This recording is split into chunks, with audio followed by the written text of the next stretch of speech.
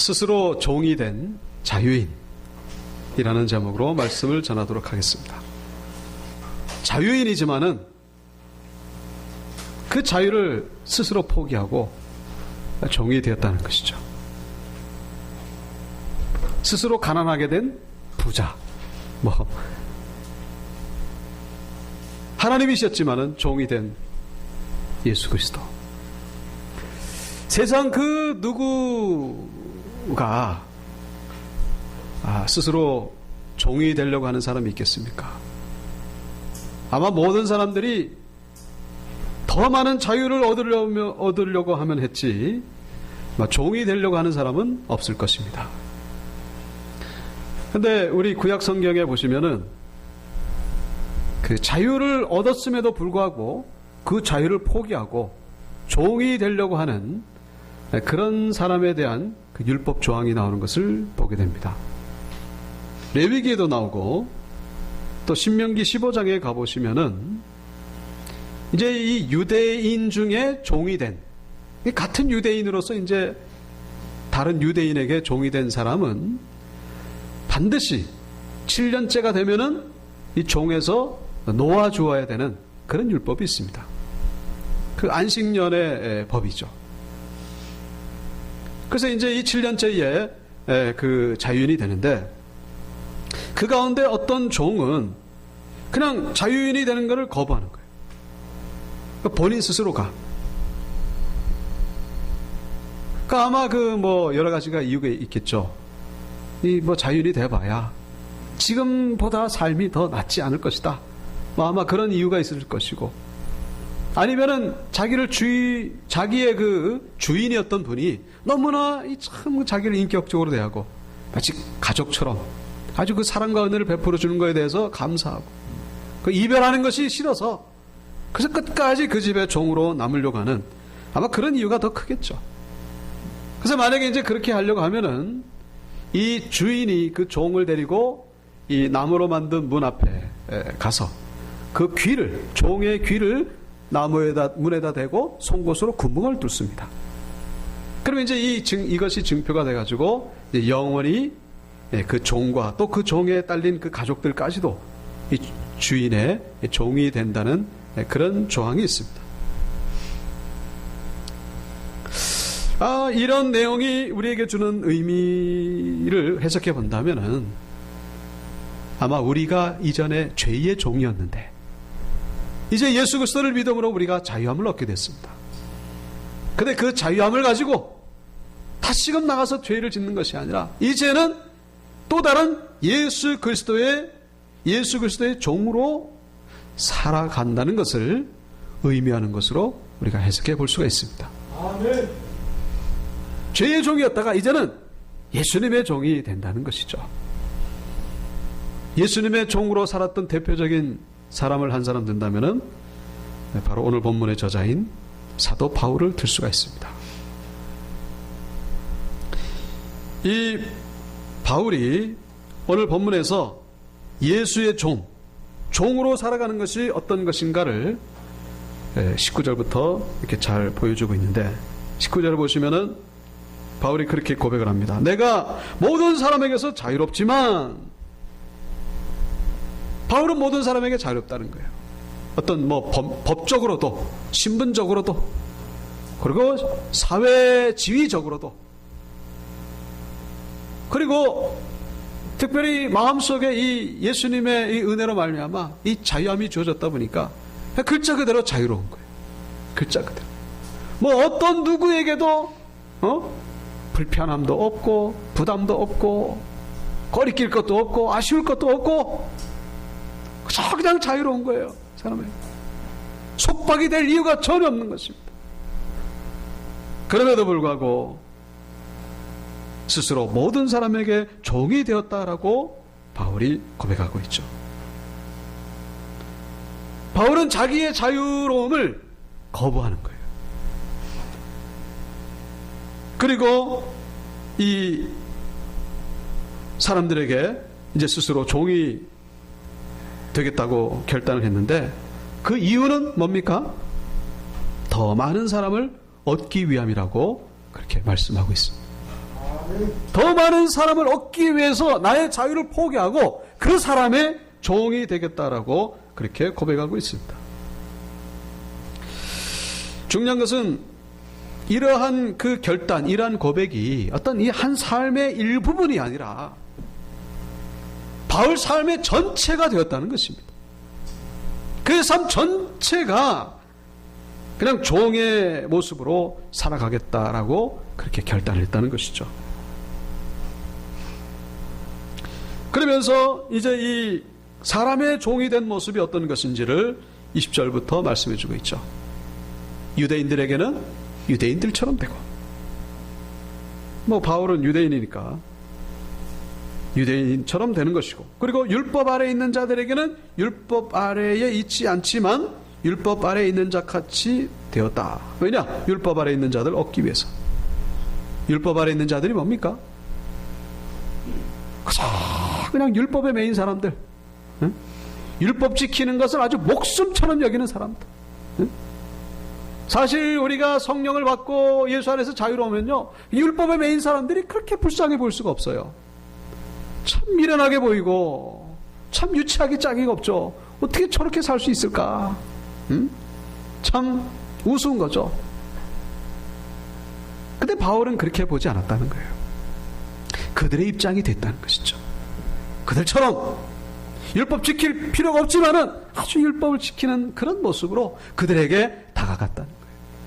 왜요? 그래야 그들을 전도할 수 있으니까.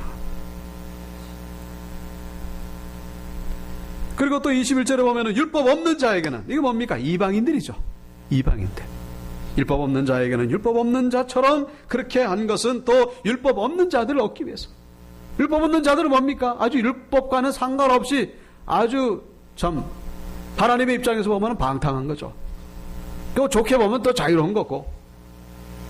그러나 바울은 죄를 짓지 않는 선에서 아주 자유로운 모습으로 그들에게 다가섰다는 거예요. 그러니까 이방인들이 볼 때는 이 사람 유대인이 아니구만, 그런 선입관을 가질 정도로 저렇게 생활하는 거 보니까 율법에 매인 사람이 아니네, 뭐 이런. 알고 봤더니 유대인이라는 걸 나중에 아는 그런 모습으로 바울이 다가섰다는 것이죠. 그리고 22절에는 어떤 사람들? 약한 자들에게는 약한 자와 같이 된 것은 약한 자들을 얻기 위해서. 약한 자들은 뭡니까? 믿음이 약한 자들. 그래가지고 이 신앙생활을 참 어줍잖게 하는, 어정쩡하게 하는, 이것도 아니고 저것도 아니고. 특별히 이 바울이 살던 초대교회 당시에는 그 음식물에 대한 그런 그 갈등이 있었습니다. 무슨 얘기냐면은 오늘 9장을 봤습니다만은 그 전에 8장과 10장에 보시면은 그 우상 숭배에 들여졌다가 다시 나온 그 음식에 대한 이야기가 나와요.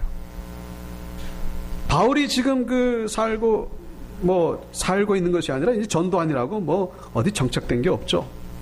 지금 이 고린도라고 하는 도시만 해도 지금의 그 그리스에 속하는 거기입니다. 그러니까 이방의 도시죠. 우상을 섬기는 도시들이 거의 답니다. 거기에 이제 그냥 소수의 그리스도인들이 된 사람들이 이렇게 살아가는데, 뭘 음식을 해 먹으려고 시장에 가서 음식을 사면은 그 음식물은 대부분이 어떤 음식물이다? 우상 앞에 들여졌다가 나온 그런 음식이에요. 그러다 보니까 이 음식을 먹어야 되는 건지, 먹어도 되는 건지, 먹으면 또, 근데 이제 이 음식물이 이 우상에게 들여졌던 건지 안 들여졌던 건지 모르니까 잘 구분이 안 돼요. 그 모르고 이제 먹었습니다. 먹으면은 그런 생각을 하는 거죠. 가만히 있어봐라. 이 음식이 그 음식 아닌가? 그럼 찝찝한 거예요. 찜찜하고. 감히 우상에게 드려졌던 그 재물을 내가 이 그리스도인이 돼가지고 이걸 먹다니, 그 마음이 이렇게 불편한 거예요.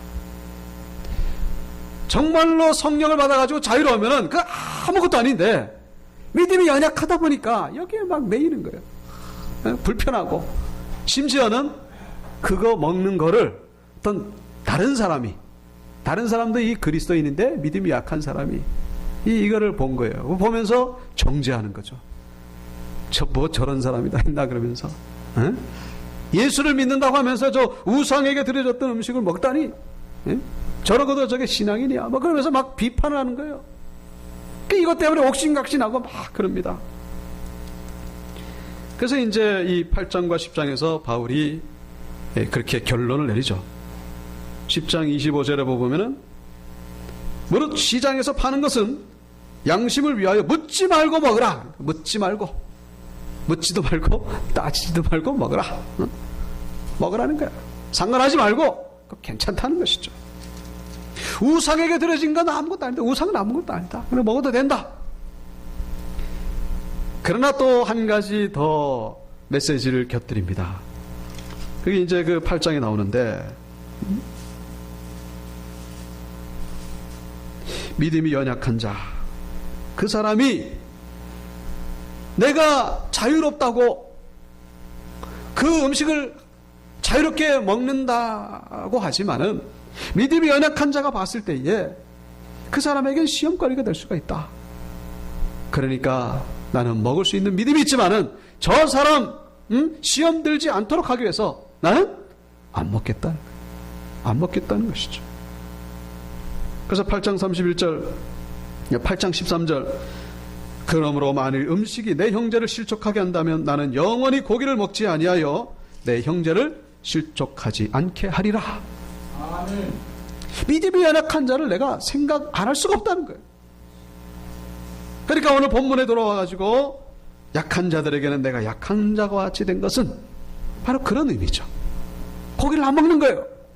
그럼 다른 사람이 보면은 저 사람들 믿음이 없구나 이제 이렇게 오해할 수 있을 법하지만 그러든지 말든지 믿음이 연약한 자들이 내 앞에 있으니까 그 사람들 상처 안 주려고 안 먹는다는 거예요.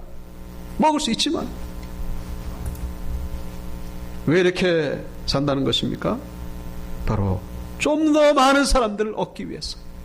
얻는다는 게 뭡니까? 영혼 구원을 위해서.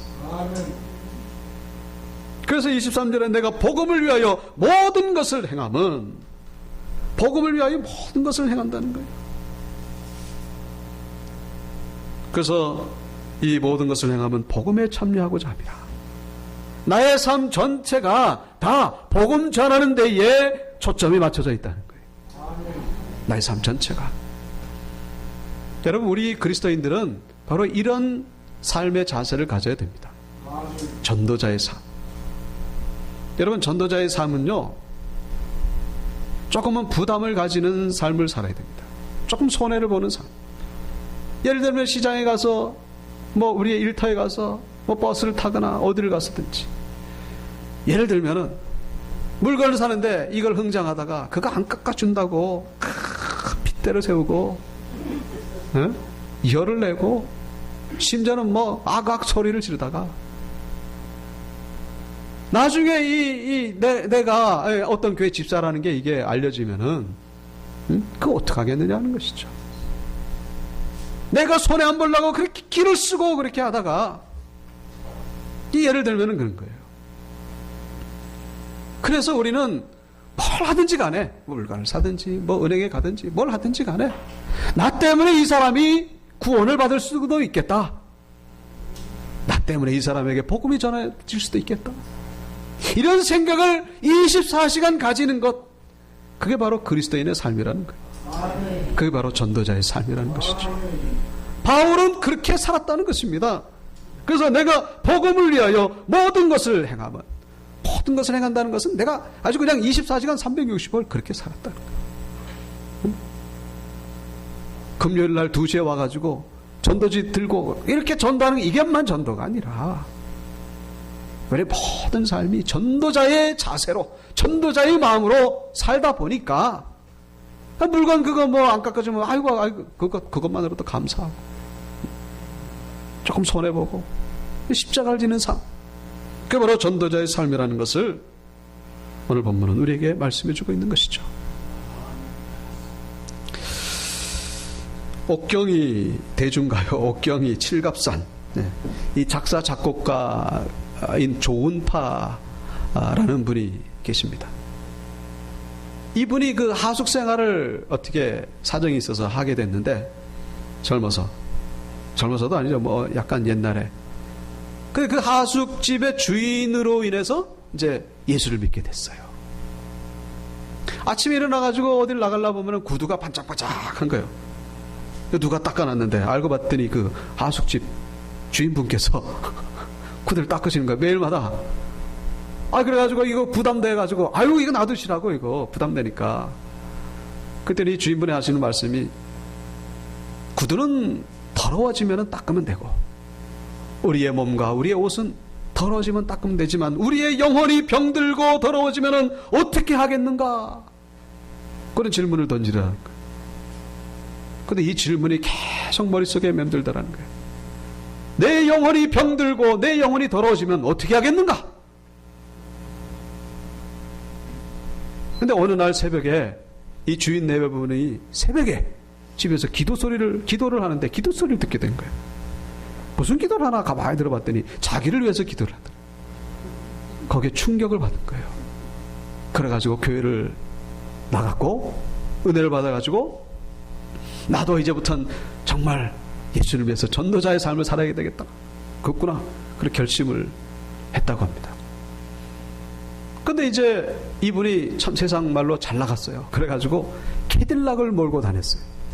캐딜락 아시죠? 네, 잘 모르시나요? 비싼 차 있습니다. 하여튼 우리 나진 집사님 아주 차에 대해서 전문가신데 네? 캐딜락을 몰고 다니는 거예요. 근데 어느 날 캐딜락을 몰고 가는데 성령님의 감동이 들더라는 거예요. 야, 네가 전도자의 삶을 살겠다고 하면서 캐딜락을 타고 다니면서 언제 전도를 하겠냐? 캐딜락을 타면서 전도가 되겠냐? 그런 거예요. 캐딜락 타는 게 뭐 죄가 되겠습니까? 돈 있으면 뭐 비싼 차 탈 수도 있는 거죠. 근데 이거 타가지고는 전도가 안 되겠더라는 거예요. 그래서 알겠습니다, 하나님. 그리고 캐딜락을 정리하고 그때부터 버스를 타고 지하철을 타기 시작했다.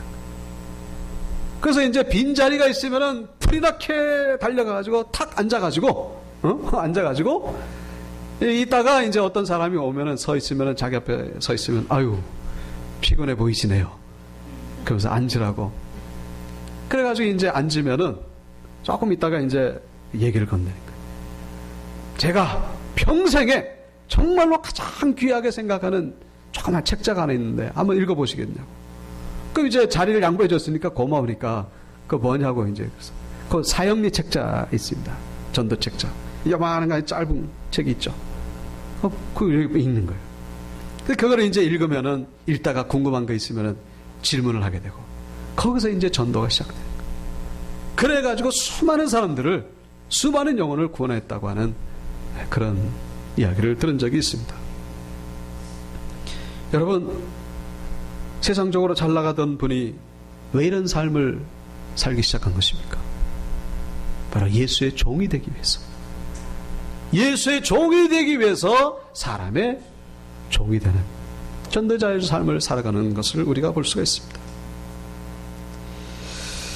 우리 온유교 성도님들도 예수의 종이 되시기를 주님의 이름으로 기원드립니다.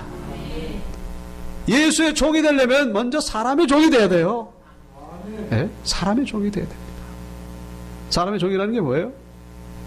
대접을 받으려고 하는 것이 아니라 대접하려고 하고, 섬김을 받으려고 하는 것이 아니라 섬기려고 하는 것, 그게 바로 사람의 종이고 예수의 종이에요. 스스로 종이 된 자유인, 나에게 자유가 있지만 그거를 스스로 포기하는 거예요.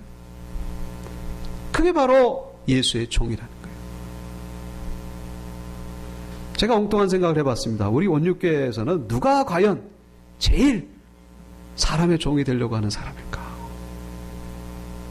한번 투표를 한번 하면 누가 1등이 될까?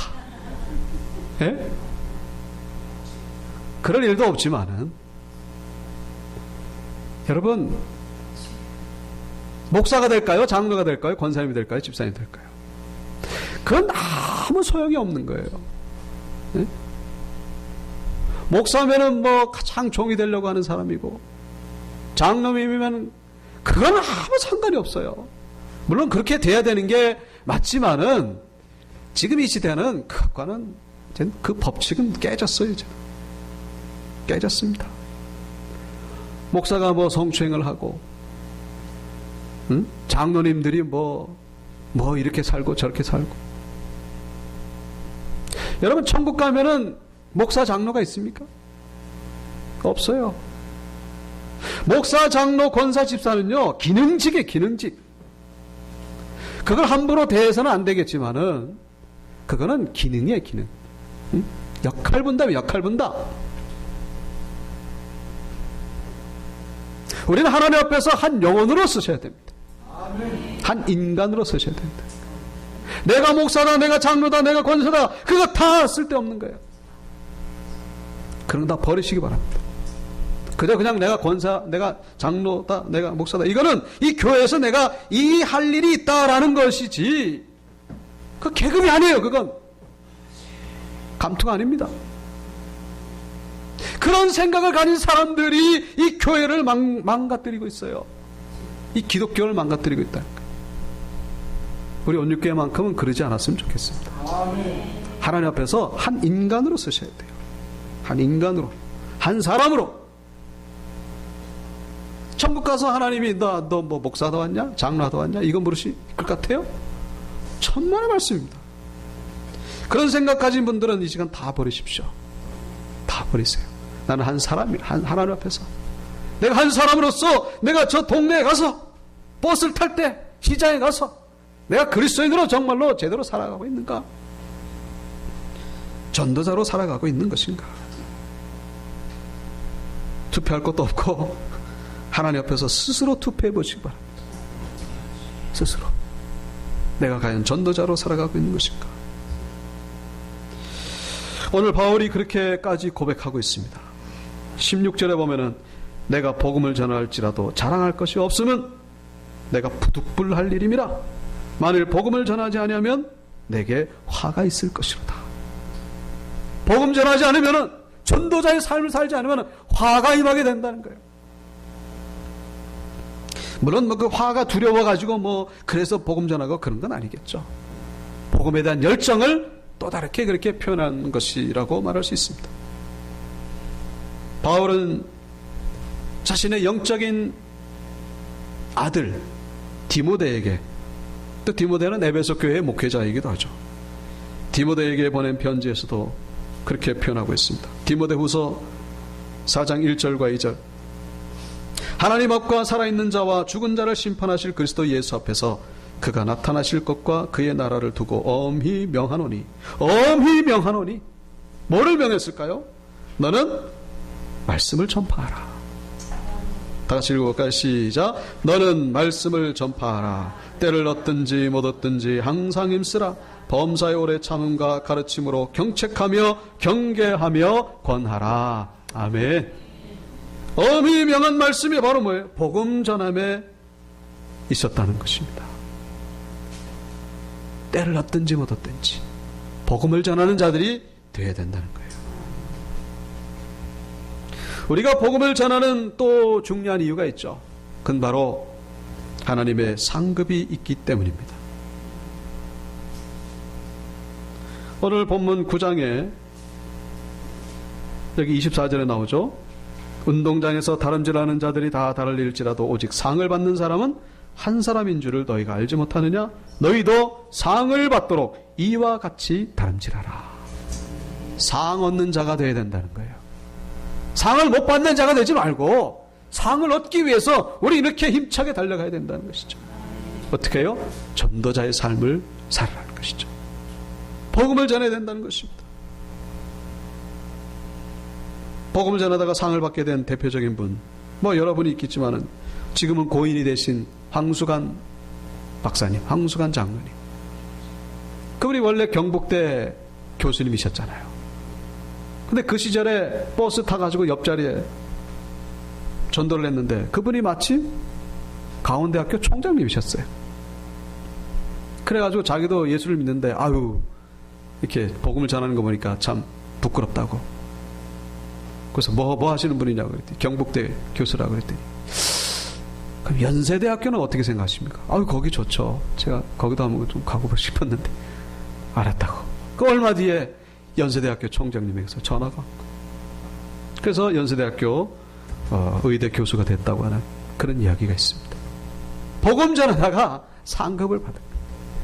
뭐 이 대학교나 제 대학교나 다 거기겠지만은, 그러나 이 양수관 장로님이 어떤 그 늘 기도하고 있던 제목이 복음 전하다가 이루어진 거예요. 복음 전하다가.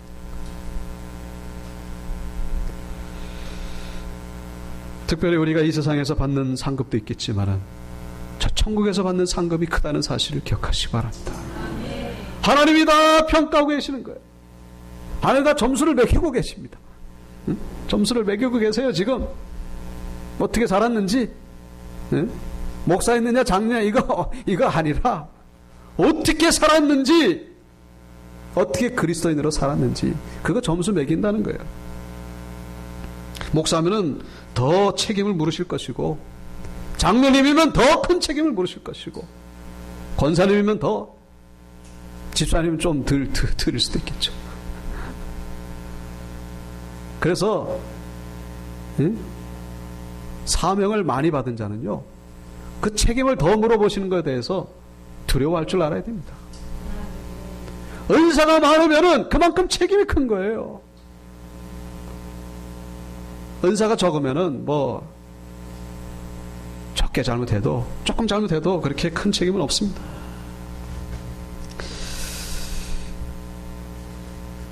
엘라이저 캐슬이라고 하는 목사님이 계십니다.